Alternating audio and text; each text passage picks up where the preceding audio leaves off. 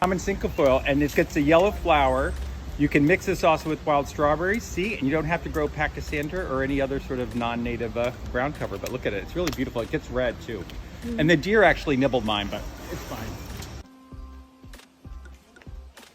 So the other interesting thing about this Common Cinquefoil, just like with wild strawberry, is it really is an under meadow planting. So it kind of, you can see it takes these runners, it'll find the bare space and fill in underneath your taller plants. So it can do the shade, but I also have this growing in sort of bright hot sun on gravel at my house. So it's actually good for filling inside for a low ground cover and on the edge of your prairies, like we just did over there by the road. But it also is a nice big step down, so you don't have the super tall plants right up against where people are walking.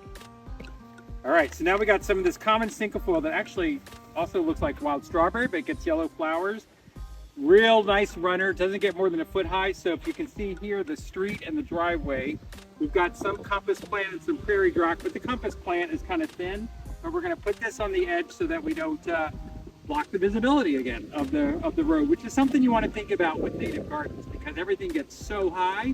But make sure that you either do low grasses here or some sort of a ground cover, and don't bring what I call sort of the super talls like the silphiums to the edge of the road because that'll be too much. Please, if you like these videos, please like it and subscribe to the channel. And we're just trying to make native gardening easier for everyone. Enjoy.